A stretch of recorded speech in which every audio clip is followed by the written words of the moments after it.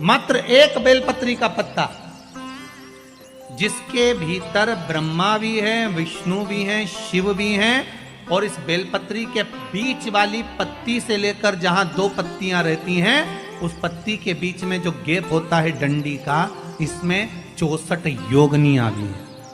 64 योगनियां देवियां भी इसके अंतर्गत विराजमान है। और उस डंडी के नीचे जहां दो पत्ती है, इस दो पत्ती के नीचे की जो लंबी डंडी रह जाती है, इसमें 33 कोटि देवताओं का भाग है।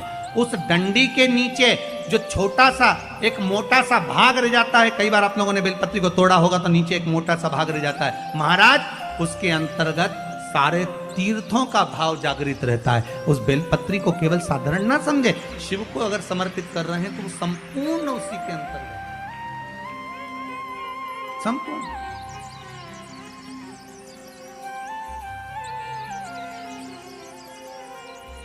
केवल आप लोगों ने बेलपत्र अगर कभी शिवजी पे चढ़ी हुई, हम तो कई बार निवेदन करते हैं कि आप उसका सेवन हफ्ते में एक बार, जिसको भी शुगर हो, बीपी हो, थायराइड हो, हफ्ते में एक बार शंकर जी पे चढ़ी हुई बेलपत्र अवधूतेश्वर महादेव के नाम से, कौन से महादेव? अवधूतेश्वर महादेव के नाम से खाना प्रारंभ कर देना चाहिए हफ्ते में एक बार। और जिसके भी घुटने में प्रॉब्लम रहती है या डॉक्टर ने बोल दिया कि घुटना बदलना पड़ेगा, तो उनके लिए निवेदन है, शिवरात्रि के दिन रात्रि को 12 बजे शंकर जी पे चढ़ी हुई बेलपत्र, भगवान शंकर पर चढ़ी हुई बेलपत्र, शिव जी के मंदिर पर ही बाहर खड़े होकर शिखर का दर्शन कर कर उस बेलपत्र को चबा चबा कर खा लीजिए। घुटना बदलने की जरूरत नहीं पड़ेगी, कभी भी घुटना बदलने की जरूरत। और कई लोगों ने प्रैक्टिकल करके देखा है, आपके बीच में ही लोग बैठे होंगे, बहुत सारे आपके भीतर बैठे होंगे। भगवान भूत भावन भूतेश्वर मेरा शंकर, मेरा कैलाशी, मेरा अविनाशी, मेरा शिव है। इस मृत्यु लोक का पर दुनिया के लोग न जाने क्यों कहे हम कृष्ण वाले हैं, हम श्री जी वाले हैं, हम शंकर के मंदिर नहीं जाते। वो कोई कहता हम नारायण वाले, हम शंकर को नहीं मानते, हम शंकर का प्रसाद नहीं लेते, हम शंकर के मंदिर नहीं जाते। भगवान को ऐसा बांट दिया, ऐसा बांट दिया कि शंकर के दरवाजे को जाने को तैयार नहीं होता। तो किसी ने एक बार पार्वती जी ने शिव जी से पूछा, भोलेनाथ जी कोई तुम्हारे मंदिर में नहीं आता, कोई तुम पर जल नहीं चढ़ाता, कोई तुम्हें नमन नहीं करता, सब ये मंदिर जाना, नारायण के मंदिर जाना, वो मंदिर जाना, वो देवता को रिझाना, वो देवी को रिझाना, पर तुम्हारे को कोई नहीं रिझाता। शंकर भगवान बोले मत रिझाने दे, अपने को कोई दिक्कत नहीं, अपन तो शांति से बैठे रहो। मेरे ससुर ने मुझे श्राप दिया है, दक्ष प्रजापति ने, ए शंकर मैं तुझे श्राप देता हूं कि तू शमशान में निवास करेगा। शंकर भगवान बोले उस दिन से मैं बड़ा प्रसन्न हूं, क्योंकि मैं शमशान में रहता हूं। आज किसी का भी भजन कर ले, चाहे ये राम कहे, चाहे ये कृष्ण कहे, चाहे देवी कहे, चाहे दत्त कहे, इसकी मर्जी पड़े, जितना देवी देवता पूछता फिरे, पर आखिरी में मरने के बाद तो मेरे पास आएगा ना, तब निपट लूंगा। बस उस दिन का इंतजार है। और जैसे ही मेरे पास आया, ऐसी लकड़ी में जलाऊंगा गीली कि 3 दिन ठंडा नहीं होने दूंगा। जिस पुराण को हम श्रवण करने के लिए बैठे हैं, ये पुराण कोई साधारण सा नहीं, इसको कोई साधारण सा नहीं।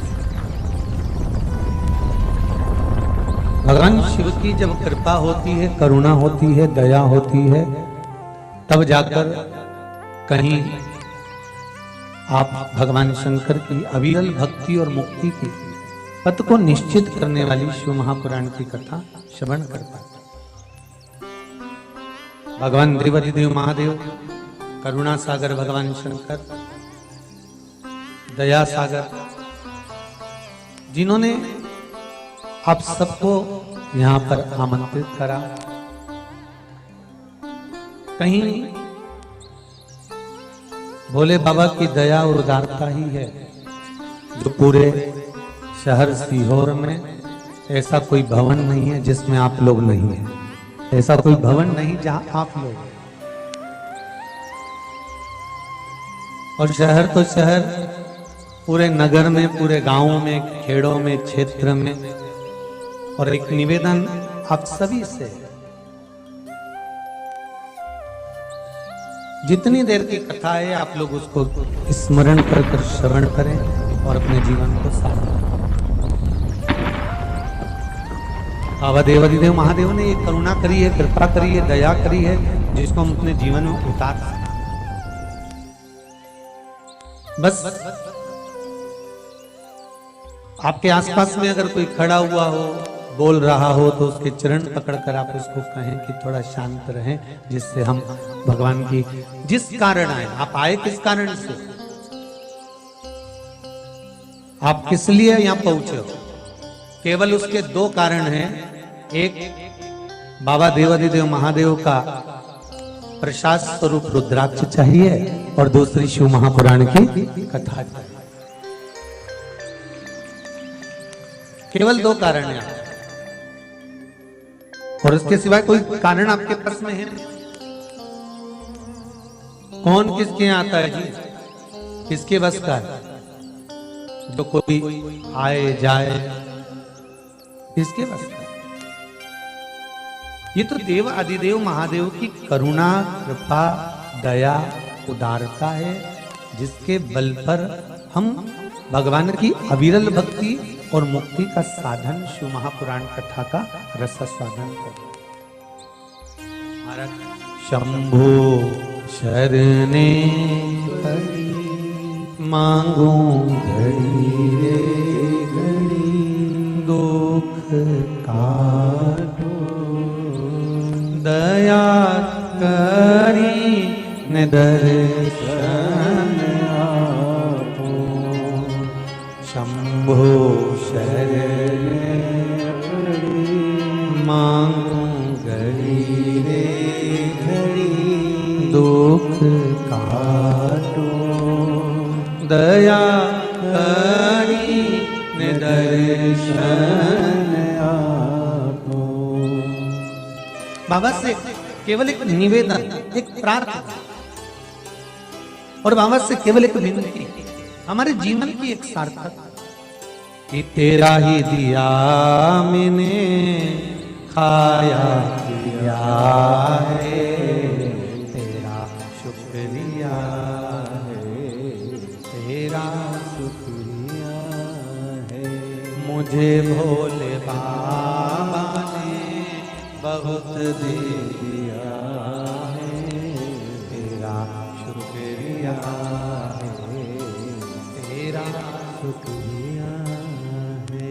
ये जायदाद दी है, औलाद दी है, मुसीबत में हर वक्त मदद दी है, तेरा ही दिया आया पिया है, तेरा शुक्रिया है, तेरा शुक्रिया है। उसकी कृपा ना हो तब तक कोई कार्य हो ही नहीं सकता।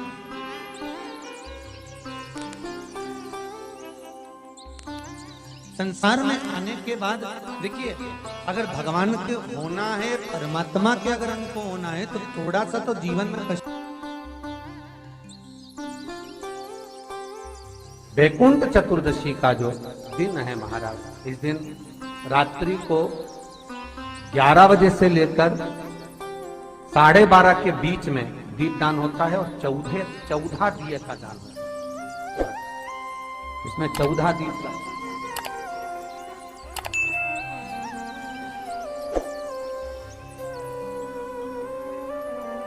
14 निवेदन है आप सबसे कि प्रयास करना कि घर के बाहर आप एक दीप, जहां पर आपका जलाशय है, पानी का स्थान है, वहां रख दें और एक दीप तुलसी के क्यारे के पास रखें। बाकी के दीप आप घर के बाहर लगा दें। 14 दीप। वृंदा की आंखों से आंसू बह रहे हैं, नैनों से नीर बहे और वृंदा ने उसी समय भगवान शंकर को बुलाया, भोलेनाथ पधारो पधारो। शिव सामने वृंदा, तेरे पति ने जो उपद्रव मचाया था, जहां जहां मंदिर देवालय तीर्थ व्रत सब खंडित कर दिए। जो ब्राह्मण पूजन करने बैठते थे तेरा पति जलंधर, उनके प्राणों को हर लेता है। वृंदा, कहीं किसी गांव में अगर भोजन और भंडारा होता था तो तेरा पति उसमें कुछ गलत पदार्थ मिला देता था। वृंदा, तेरे पति को मारना जरूरी था।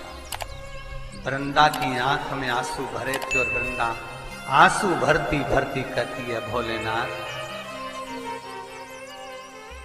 मैं ये भगवान विष्णु को श्राप देती हूं कि ये पत्थर के हो जाए, ये पत्थर के हो जाए।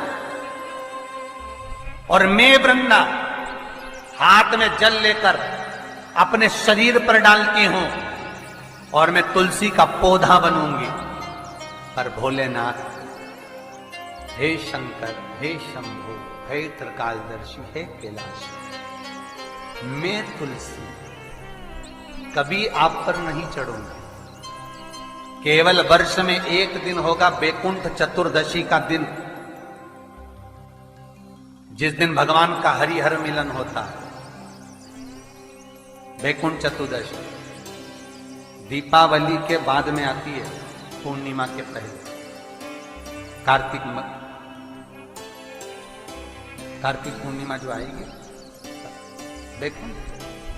और इस बैकुंठ चतुर्दशी का बड़ा महत्व ऐसा, जो बच्चे पढ़ने में कमजोर होते हैं, विद्या में कमजोर होते हैं, जिनकी चित्तवृत्ति कमजोर होती है, जो उनको माता पिता बार बार कहते पढ़ पढ़ पढ़ और बच्चा पढ़ता नहीं है, उनका दिमाग, उनकी चित्तवृत्ति खेलने में लगी रहती है, चिड़चिड़े रहते हैं, उन बच्चों के लिए शिव महापुराण कहती है बैकुंठ चतुर्दशी